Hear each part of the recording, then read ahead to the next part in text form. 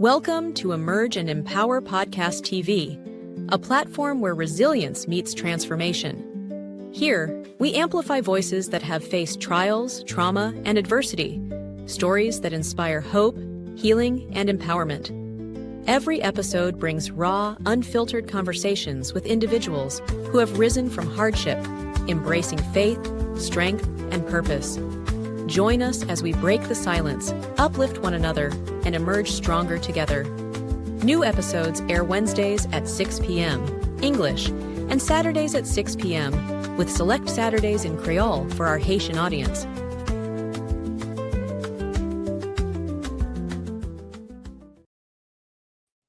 Hello, everyone, and welcome again to Emerge and Empower, another segment with your host, truly, Dr. LinJ. Yes. We are here every day as healing continues on every episode, and the testimonials are just great. And I am truly thankful to have the opportunity to open up such a platform where individuals can come on and share. There is no bias, there is no discrimination, and there is no judgment, because everyone come on here to heal and move forward as they continue on this journey called life. And so on today is like no other. So what I need you to do, because we're going to jump right on in. We're not wasting any time. We're jumping right on into our episode, right? But before we, our guest on today by the name of LizBeth. LizBeth is our guest, and we're bringing her right in here as she'll be sharing her own testimonial to each and every one of you as we are on here. So I'll just read a little short synopsis of LizBeth. All right, she grew up in London. All right, though she is of Indian descent. Her parents tried to be good and supportive parents, but they were depressed and anxious, which was brought down by poverty and racism in London in the 70s and 80s. But they inspired her, all right, to love learning, self-awareness, and personal fulfillment. She studied biology at the University of Oxford and then became a teacher. She has taught middle and high school in England, Japan, Australia, and California. She has 2 children who are now teenagers and homeschooled them for many years. She went through a acrimonious divorce and custody battle for about five years ago and lost her children. She was adamant that she would not allow the experience to break her, and she discovered internal family systems around her at that time. It brought together meditation, self-awareness, huge potential for self-healing. She discovered that deep emotional pain can be a portal to inner transformation. She is now an internal family systems therapy practitioner, which is certified level 3, educator, writer, laughter yoga leader, and conflict mediator. She writes about multiple mind applying IF therapy to life. She teaches people to bring joy, healing, and fulfillment to their lives. Best of all, she has experience helping her clients heal seamlessly intractable trauma, usually from their childhood. Now, talk about childhood trauma, which seems to be a constant thing and reminder among everyone that comes on here today. Let us now welcome everyone, LizBeth to the set. LizBeth, welcome to Emerge and Empower. How are you doing today? I'm doing great, thank you. I'm so happy to be here. Thank you for having me. Thank you so much. And let everyone know where you're connecting from. So I grew up in London, but right now I live in South Carolina. Okay.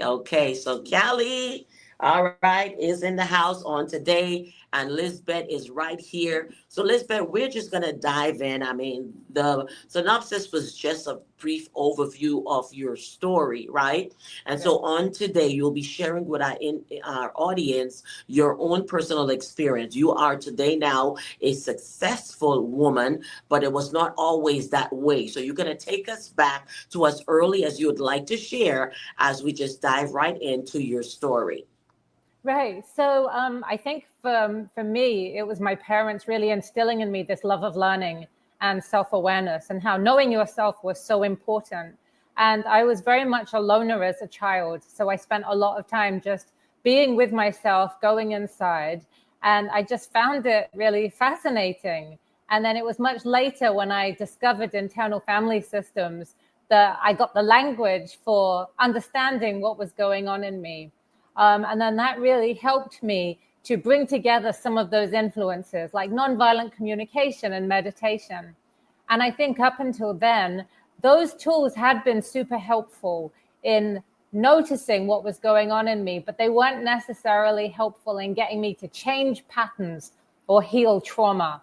And then when I was experiencing racism, a lot of that growing up in England, and it really affected me. It made me constantly searching for home where I could feel like I fit in and I could be myself.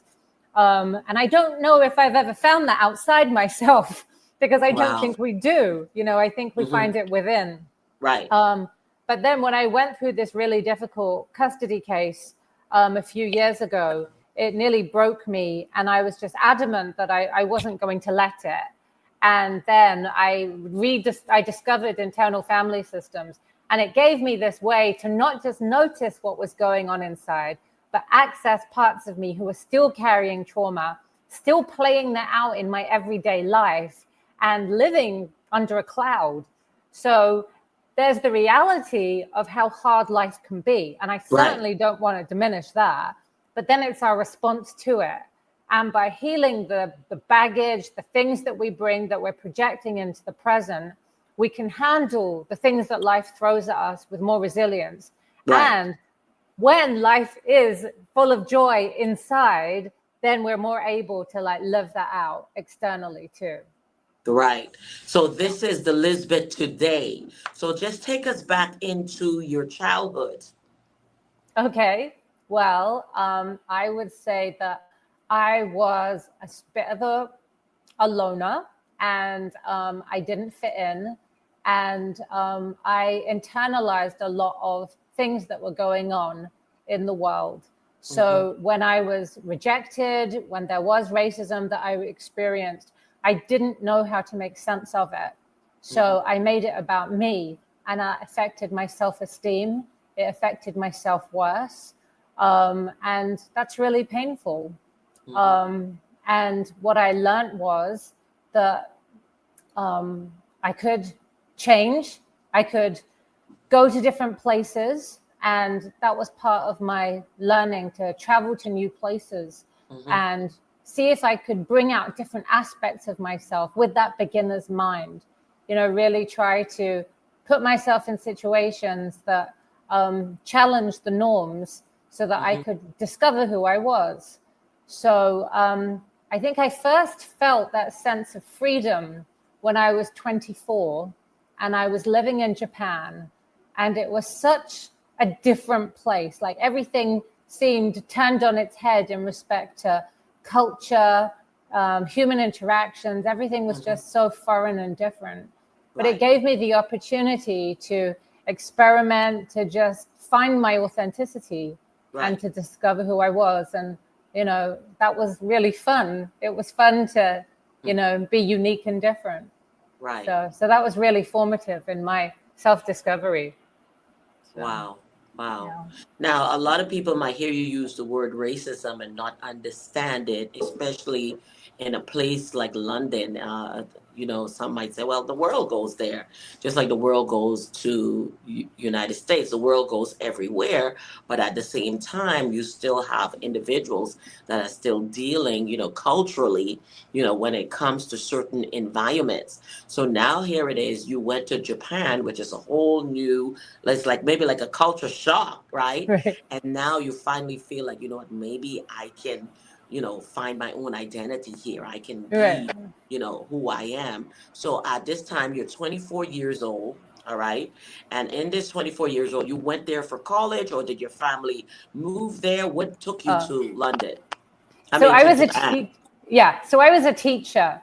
I'd been teaching in England, and I got the opportunity to go and teach English at a high school in Japan. So I went there with a job. Yeah. So it was a wonderful experience. And then in terms of the racism, like London may well be a cosmopolitan center now. Life where people live in London is quite different. But we're talking about the 1970s and 1980s here. So England had experienced a surge in nationalism, and there was a lot of fear and white pride also. There was a lot of fear of Asians coming over, taking their jobs. Similar patterns to what we see now all over the world. Right. You know. So, and I was born in London. So I expected that to be my home, my place. I had very few connections with India, even though my parents were from there. Right. So when I was told to go back to where I came from, when I suffered physical and verbal racial abuse, it made no sense to me. Right. But the only sense that you can make of it when you're really young is that you are wrong, that there's something wrong with you, that you're abhorrent. So when I actually went to Japan, it was a type of freedom because I no longer had to ask that question, who am I? Right. So in England, I was British, but I certainly didn't feel English. Right. You know, I was just British because I was born there. Right. But in Japan, I was a gaijin, which means foreigner in Japanese. Right. I was grouped together with white Americans, Australians, anyone who wasn't Japanese. Right, and it was culturally so much more simple. I knew my place. Right. You know, I wasn't Japanese. My actual ethnicity and color didn't really matter. Right. It was fascinating. You know, people might ask out of interest, but it was almost a non-issue. I was a gaijin. That was it. That's it. And then that was the first time, because I finally knew my place and it made sense to me, that gave me a freedom. And then in that way, it was like there were expectations of foreigners in Japan. They were supposed to be kind of wacky and weird and eccentric. So then that gave me the freedom to say, okay, so what do I want to do here, you know? And, you know, I threw myself into Japanese culture and just learned all sorts of really cool things. And, you know, again, it was just like, that was my coming of age. So it was really wonderful. So. Wow, that's great. And so you stayed there for how long before you moved again? I was there for 3 years. Okay. Yeah, I went back to England for about 6 months. And then I still wanted to continue living in different places. I was in Australia for about 2.5 years after that, again, teaching. Yeah. So, and that was a fun experience. But I don't know, I discovered spirituality at the time through a movement called Quakerism.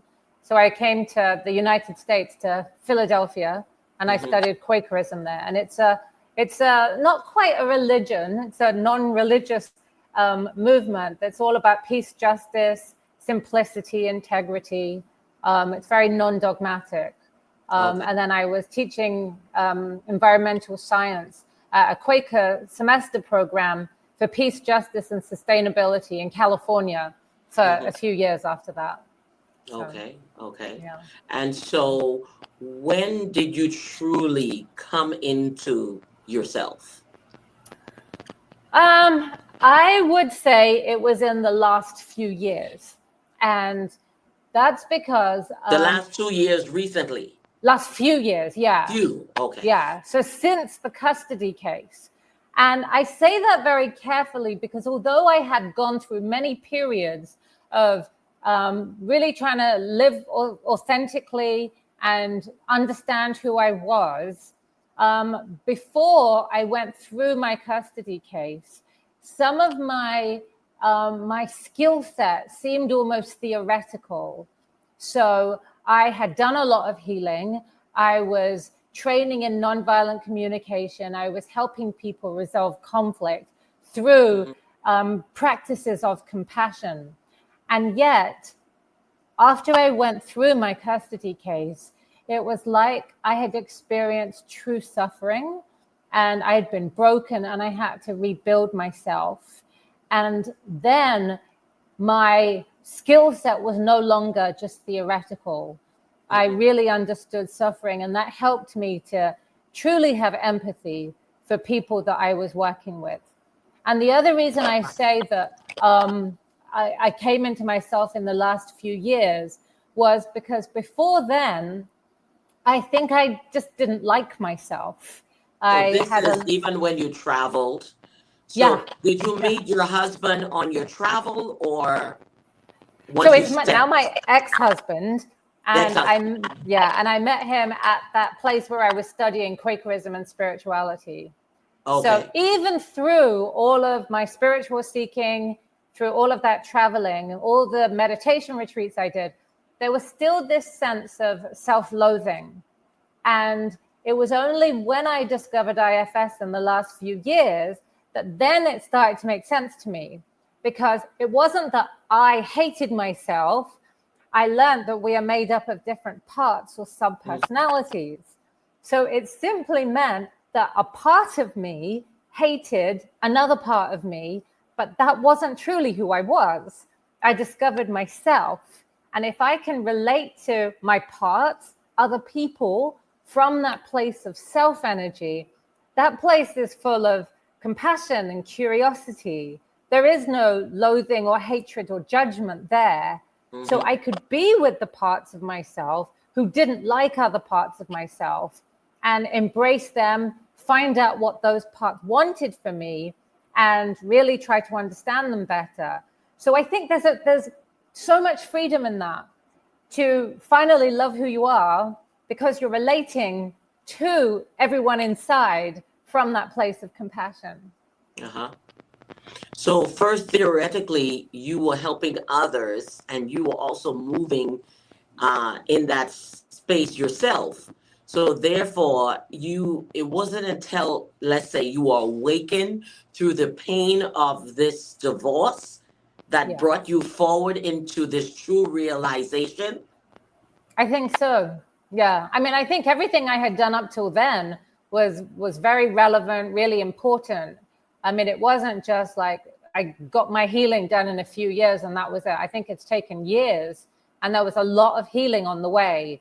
But in terms of like some big transformation that I decided that I wasn't going to let break me, I was going to get the best out of it and really use the experience to be a better person. Yeah, I think it was the last few years. Wow, wow. Yeah. That's what, and I like what you said, because even though you were a teacher, you traveled. And in so traveling or searching, it was also to heal the inner you, the spirit man, to find healing in that and to figure out what those areas are, because subconsciously too, or we also disassociate and choose not to, associate with certain things. Didn't mean that they were not a part of you, but at the time, I guess you just didn't want to deal with that part of who you was. Yeah, and I think we all do that, that there are certain things that we can take facing and dealing with at different times in our lives. I think one of the most important things about traveling for me was that it put me in new situations. Right. It gave me even here where I live now, I look around and I've been in South Carolina for about 8 years now, and I still don't take things for granted. Like when I see an armadillo crossing the road, I'm just like, what? Because growing up in London, that would just be unheard of. Right, right. So I think that living in new places, it helps me to have this beginner's mind, not take things for granted, not get into a rut, though I still do sometimes. Right. And then to just say, okay, how can this situation, bring something new out of me? It is a process of discovery. So right. Yeah.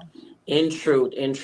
So you go through this process, but during the marriage, would you say that everything that he perceived or portrayed, were they there, or you discovered after marriage that there was more to the individual? I think that we grew apart, and I think that when we got married, we had an idea of who the other person was. I was 30 at the time when I met him, and I just think that children really change people, and I think it got to a point where we were just too different, and the marriage was no longer tenable. And I think sometimes people stay together, but I've realized that in us going our separate ways, I have developed in ways that I wouldn't have within the relationship. And I think that sometimes we compromise ourselves without knowing, I think it's really hard. I think relationships are hard, especially long-term relationships. I don't think that I'm a proponent of marriage anymore, because, you know, I think if it works for people, great. But for me, it just didn't allow me to fully develop, because I don't think it was possible for me. Who I am now at 51 is so different from who I was at 30. Right. You've grown, you've matured in many areas. You know Right. exactly what you want. And obviously, if somebody come into your life right now, they need to want the same things, you know, or Right. to continue to leave room for you to grow and still self-discover, instead of put any barriers or limitations on who you are. Yeah. So I think it's really hard to find a partner who is compatible with that, because part of it is we don't know. We don't Right. know where we're going and who we are and who we're going to become. Right. So, yeah. Right. It's true. It's true. So then you go through this divorce, and how long did the process take? I think the process probably only took about 2 years. And I say only because it felt horrendous at the time. Right. And then I hear about people who went through processes that took 5-10 years. Right. So yeah. And I just don't know how they do it, because I think it's a terrible experience. I mean, it can be amicable. Right. Ideally, it would be. But, you know, often it can feel like a war, because it's such a clash of values, and it can be really painful for people. So, yeah. So you mentioned that in this process, you lost your children. Yes. So I was accused of some things that weren't true. I'd been a full-time homeschooling mother up till then. I was accused of parental alienation. And I ran out of money, and I couldn't really defend myself. So in the end, I had to compromise, and that was painful. Yeah.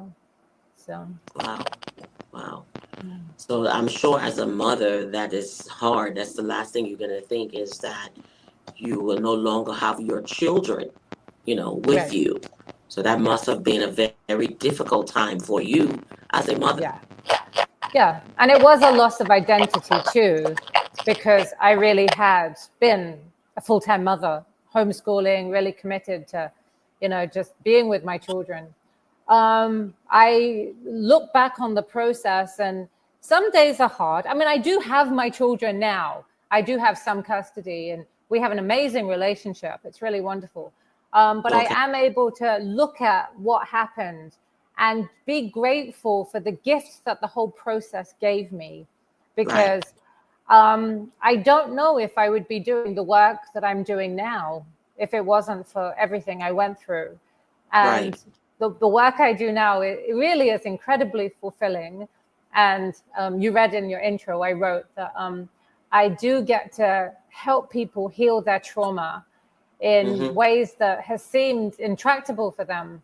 And to just have access to these skills and this process that can really help people is such a gift. Right. Yeah. Indeed. So I know it was hard for you, but once you had that moment to come back together with your children, they understood what everything was. So there was no blame on your part. So they understood the whole process of everything that was happening. Because I know when things get ugly, things tend to look one-sided. Right. Well, some things just aren't appropriate for children to hear. Right. And, you know, I think that they had some understanding of what was going on, but, you know, it was fine that they managed to just accept it and be happy that we were reunited.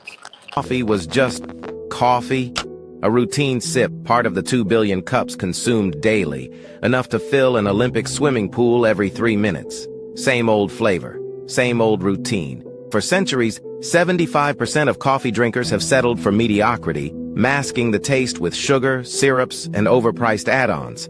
But what if coffee didn't just promise to be amazing? What if it actually was? Introducing Alive Coffee, the first coffee that tastes as good as it makes you feel. Meet the coffee that thinks beyond the cup. Bold, smooth, alive. Made from expertly roasted top-quality beans, Alive Coffee is smooth, rich, and shockingly delicious. Stop drinking May, start drinking Alive.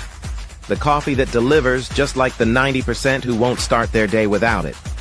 A lot. All right, everyone. So we've had some technical issues and we have not been able to reconnect back with LizBeth, but you heard the gist of her story on what she experienced growing up and finding herself, even as an adult. She had a hard time still trying to find herself, even though she went through all of these different types of therapy, life experiences, but she truly, truly had a rude awakening when she went through the divorce, and which caused her now to really get in the front row of her seat of life, to look at herself in the mirror and see all of those areas that could be adjusted, or things that could, changes that could come about. What was great about it was the fact that she was now able to have shared custody with the children, with the father for the children, and now they are at a better place.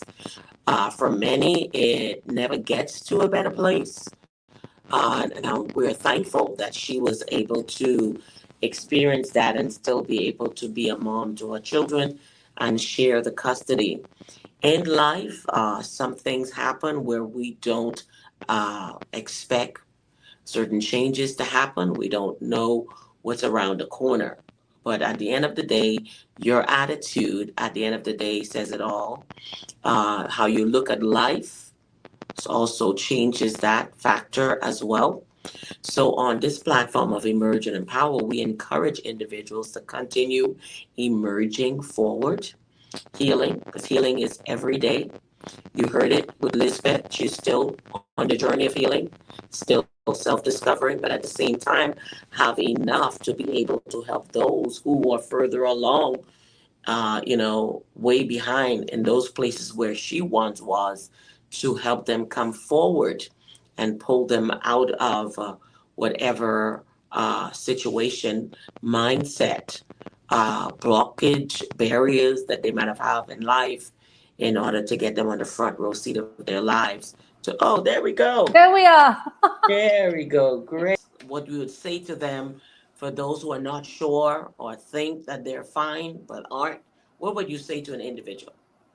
So I would say spend some time looking inside and seeing who you are, and just notice that you are made up of lots of different parts, and maybe some parts have made decisions that you've regretted, that other parts have regretted. But that doesn't mean that there's anyone who's bad inside you. It just means that you've had different motivations, different ways of perceiving the world that have influenced you.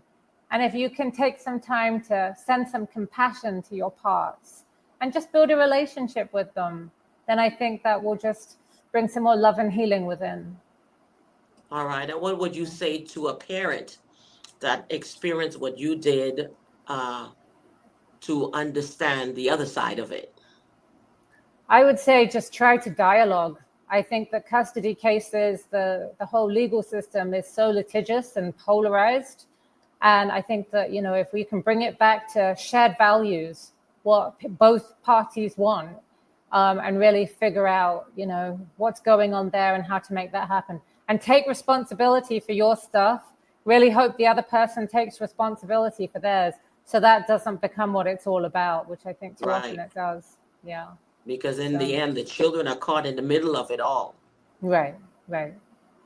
And so once your children now have been able to come and be with you, what have you guys actually talked about what that experience was like for them? We've talked about it some, yeah, but they've also grown up, moved on. Children are much more resilient than we adults are sometimes. Right. And they're able to make sense of it in their own way, and just come back to this place of playfulness and joy. So yeah, I think they're good. So that is great. And so on this healing and the therapy journey that you help and assist others in, why would someone want to come to you for assistance? Well, I would say that they come because they've heard about a process that can really help them. And I think that there's lots of things that are sold to them, to people, that, you know, and people have hope and then it's dashed because things don't work. And I think that's a really hard place to be in, where you have trauma and you're running out of hope that you can actually do anything about it. So what I want to do is give people hope that there is something that you can do, and you can go inside and heal this stuff. And I've had clients say that they're living now as though they had a happy childhood, because it really has rewired something in the past. So, yeah. So that's great. So you heard it here. So if you would like to get in touch with LizBeth, the links are in the description, so you'll be able to reach out to her. Are there any websites? Sure. Yeah, you can reach me at multiplemind.com. So I just went again. I know. Yeah. So. All right. So all the description will be in the bios. I have a lot of cutting and editing that I have to do, but all the description will be in the bio, so you can reach out to LizBeth. If you find her relatable, because we have different individuals that are on here, there's always that one person that stands out for you. And if LizBeth is that person, then you can continue to connect here with her and just let her know that you saw her on Emerge and Empower, so that way she can know exactly what platform it was on as well. And so we look forward to healing. This healing journey is continuous, it's not overnight. So give yourself some grace, all right? You have to put time in it. Don't expect it on the individual that you're going to, because you have to do the work. The work starts with you, all right? There's work that you need to do. They can only guide you, but you need to follow through. All right. So we're closing off now, and you've heard what LizBeth had to say on today. So stay tuned, connect. It's not going to happen by just watching. You need to connect. You need to click the link. You need to talk to her so you can know if she can help you. Okay. Don't just watch her here, your hand up. No, don't do that. Connect, click, follow up. That's how it works. All right. Follow up. So thank you so much, LizBeth, for being here on today for Emergent Empower. And everyone, it's been nice having you here. Until next time, everyone. Bye-bye.